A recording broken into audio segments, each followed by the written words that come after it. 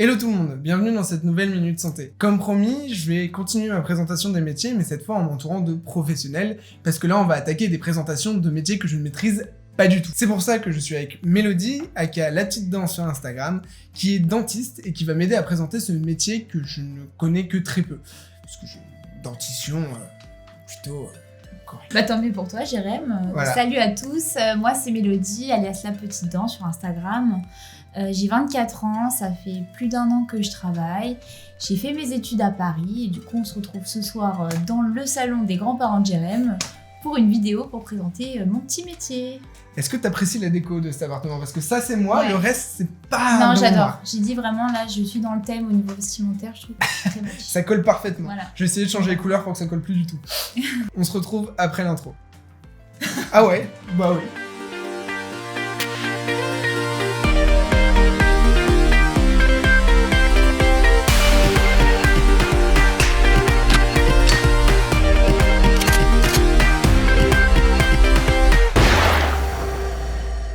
Bon, je pense que pour commencer cette vidéo, on va faire comme celle que je faisais seule, c'est-à-dire qu'on va parler brièvement des études qu'il faut pour faire Oui, dentiste. malheureusement. Donc explique-moi comment t'as raté ta P1 et comment tu t'es retrouvé à faire dentiste. Je rigole. Ouais, c'est pas sympa parce que pour une fois, non, j'ai pas raté ma P1. C'est un cliché, je fais une petite Voilà. parenthèse, c'est un grand cliché et comme vous le savez, j'aime bien taper sur les clichés des Mm. métiers. Et non, on ne fait pas dentiste que parce qu'on rate médecine. Et ça, Voilà, c'est Mélodie ça. me l'a bien Mm. expliqué en amont et elle va le... Alors, moi de base, je voulais être médecin et puis finalement, en me rendant compte que les études sont difficiles et j'avais vraiment envie de trouver ma voie dès le départ, c'est-à-dire de rentrer dans le vif du sujet, je me suis rendu compte en première année de médecine que dentaire, c'était une voie qui était intéressante, manuelle, médicale et sociale. Et du coup, je me suis lancée là-dedans et non, je n'ai pas redoublé ma P1. Je suis passée primante à Paris 5 et j'ai beaucoup travaillé et j'en suis ravie et je suis très contente d'avoir pu le passer en une seule fois. Après voilà, ça n'arrive pas à tout le monde, mais il faut s'en donner les moyens et il faut essayer et garder espoir.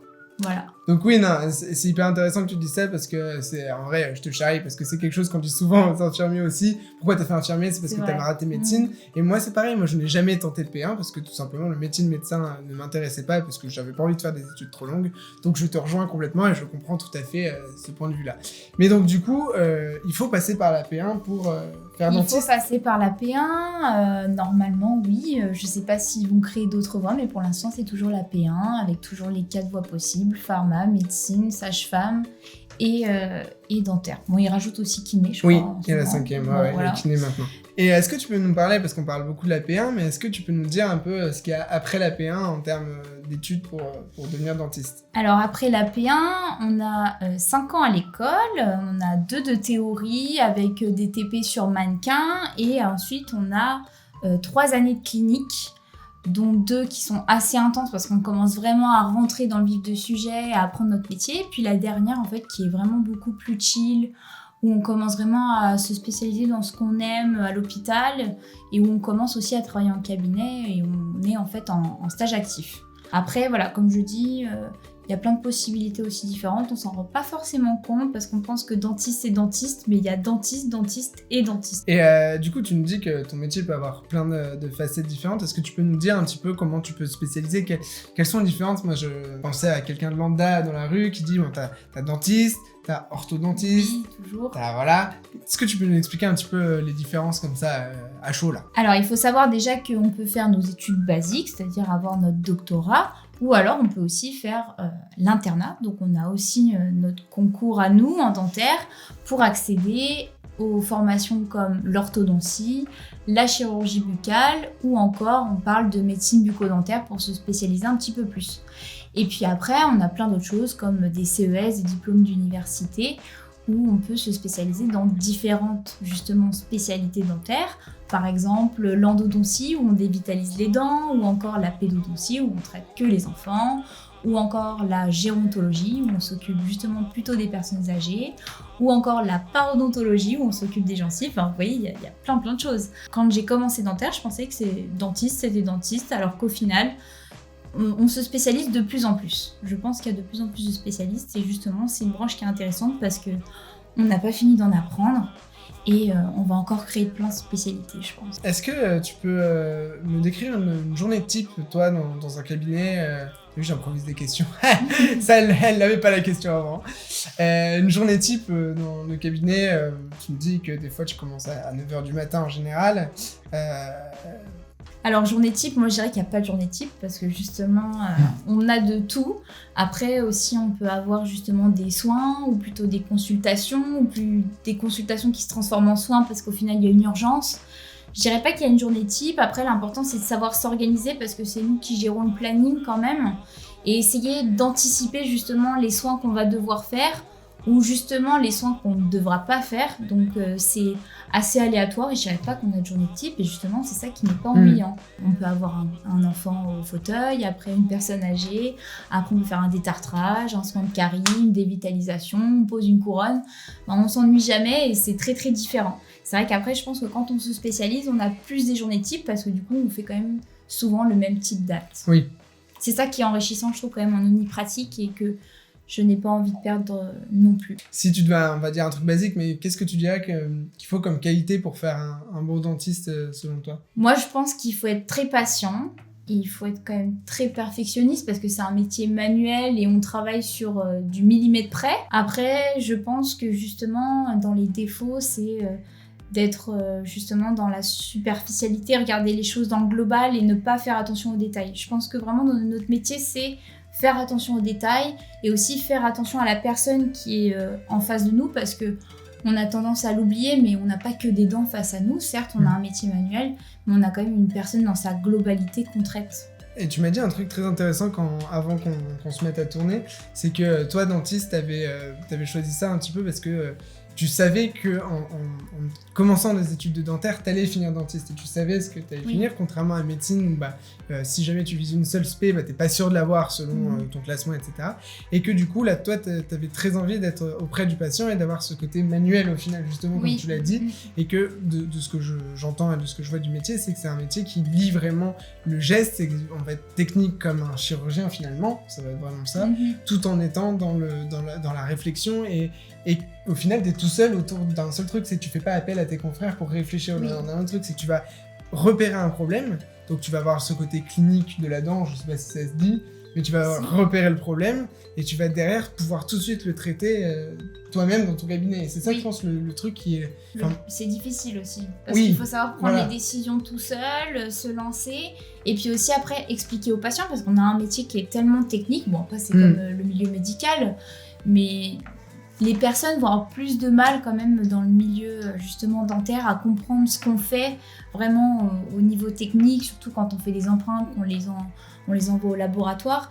Il faut vraiment bien s'expliquer et comme justement on est souvent dans l'acte technique, parfois on oublie même d'essayer de prendre des mots de vulgarisation pour vous expliquer simplement ce qu'on est en train de faire. Oui, parce que c'est vrai que c'est un des seuls, au final, une des seules spé médicales où tu vas arriver dans un cabinet, tu vas pas forcément, en tant que patient, tu vas pas savoir ce qu'on va te faire, mais on va te diagnostiquer un truc et peut-être immédiatement te faire l'examen qui permet de le diagnostiquer, parce qu'il y a quand même pas mal de cabinets, je pense, qui sont équipés de radio. Donc on va faire la radio, on va diagnostiquer immédiatement et derrière, bam, on va faire le geste. Il y a que ce geste-là qui peut être effectué aussi rapidement, parce qu'un geste chirurgical va être programmé en amont, va y avoir une consulte d'anesthésie et tout. Là non, le patient il arrive, on va lui découvrir une carie et on va la traiter immédiatement. Et ça c'est vrai que c'est... Ça dépend quand même du temps qu'on a, si on a prévu les choses, voilà. On fait une thèse quand on est dentiste. On fait une thèse, oui. Parce qu'on est docteur, donc ça prend du temps, mais oui, on est censé faire une thèse. Après, ce qui est plus ou moins cool, je pense que c'est comme en médecine, c'est-à-dire que quand on a fini nos études, on a encore 1 an et demi après nos études pour présenter notre thèse. Après, si on la présente pas, on est interdit d'exercice. Mais bon, on a toujours ce laps de temps et qui nous permet d'être plus cool en dernière année et aussi de garder un pied dans la fac quand on est censé en être parti. Pour reparler vite fait des études, on sait que médecine, on connaît, on sait qu'il y a des semestres et tout ça quand t'es interne. Toi, ça se passe comment tes stages ? Est-ce qu'il y a une alternance ? Moi, par exemple, en école d'infirmier, sur 3 ans, c'est 50% de stage, 50% de théorie. Bon, c'est pas vraiment cette proportion-là tous les ans, mais sur la globalité, ça fait ça. Toi, ça se passe comment pendant tes 5 ans d'études ? Nous, comme j'ai dit, on a 2 années vraiment où c'est de la théorie, on a des TP sur des mannequins. Et après, on passe donc sur les 3 années cliniques où en fait, on est affilié à un hôpital spécifique. Enfin, en tout cas, à Paris 5, c'est comme ça. Et on est externe en fait dans cet hôpital-là et on a en général 2 jours, voire plus en fonction des années où on travaille en fait à l'hôpital avec les autres externes, les internes, les AHU, donc les profs et les MCU qui nous encadrent. Et en fait, on a vraiment des patients qu'on traite et qu'on revoit chaque semaine ou chaque 2 semaines. Et on a un réel plan de traitement et on essaie de le suivre de A à Z. C'est ça le but, c'est de vraiment connaître en fait comment prendre en charge un patient du début à la fin. Et du coup, tu nous parlais tout à l'heure d'un éventuel internat en tant que dentiste. Est-ce que tu peux m'expliquer un petit peu en quoi ça consiste et quels débouchés différents ça a si tu fais un internat ou si tu n'en fais pas? Alors du coup, l'internat, on peut le tenter, enfin le concours, on peut le tenter soit en 5e année, soit en 6e année. D'ailleurs, on peut le tenter 2 fois. Et ça nous permet d'avoir 3 voies différentes, soit chirurgie buccale, soit médecine bucco-dentaire. Comme je t'ai dit, pour moi, c'est plutôt tu continues tes études et si tu as envie de te spécialiser dans quelque chose, ça te permet de garder un pied à l'hôpital et à la fac. Et l'orthodontie. Donc voilà, il y a 3 possibilités. Après, voilà, il faut charbonner encore pour avoir ce concours-là, qui est vraiment pas facile non plus. Et c'est un petit peu le même système qu'en médecine, c'est-à-dire que on peut avoir une place en orthodontie à Marseille ou une place en chirurgie à Nantes. Ah, tu vois, ça je savais pas du tout. Ah si, oui, c'est un classement comme, national. Oui, c'est vraiment un concours d'internat. D'accord, Voilà. je savais pas du tout. Et du coup, l'internat derrière, il dure 3 ans, c'est ça? Alors ça dépend, c'est 3 ans pour médecine bucco-dentaire et orthodontie. Par contre, il me semble que c'est 4 ans pour la chirurgie buccale. Donc voilà, donc si l'hôpital vous manque absolument et que l'internat, vous vouliez passer par l'internat, c'est tout à fait possible en faisant dentiste. Et si le bloc, c'est vraiment le bloc qui vous intéresse et que vous avez une quelconque frustration de ne pas avoir fait chirurgien, bah sachez que c'est toujours possible en faisant dentiste. Même si vous allez quand même devoir vous taper un concours, c'est une voie qu'il est possible de prendre, tout simplement. Oui, puis qui tente pas tout le monde. Oui, et qui tente pas tout le monde, donc ça se trouve, il y a des places à prendre. C'est le moment de conclure. C'est le moment où on ne sait pas ce qu'on va faire pour conclure. Bah écoute, merci à toi d'être venu présenter ton métier. C'est cool. Bah, je t'en prie, avec plaisir. Voilà, je suis vraiment content. C'était vraiment le but de ce format, de pouvoir, dès que je maîtrise plus le métier et qu'on sort des paramètres, etc., que je puisse inviter des gens ici pour qu'ils puissent parler en direct de leur métier et pouvoir... pour moi, le meilleur point de vue, c'est celui quand même de la personne qui pratique ce métier-là. Pour moi, j'aurais pas du tout de crédibilité si jamais je présentais des métiers que je maîtrise pas. Ça voudrait dire que j'aurais juste fait des recherches sur Wikipédia. Alors que là, voilà, vous avez une dentiste en chair et en os qui vient vous présenter sa profession. Et du coup, merci beaucoup pour... Bah écoute, pour tous ces merci détails. pour l'accueil, c'était super et on a super bien mangé. ça faut pas le dire. Ça, c'est, on fait que bosser, hein, on mange pas du tout quand on vient tourner chez moi, c'est faux. Du coup, je vous invite à aller voir son compte Instagram, que je mettrai le lien en bio de toute façon, et il s'affiche là, on va dire là. Bon bref, il va se balader dans l'écran. N'hésitez pas à aller checker son compte, il est vraiment hyper cool. Et puis de toute façon, bah, vous reverrez Mélodie dans d'autres vidéos, j'en suis sûr. Non, c'est pas comme ça que je conclue mes vidéos.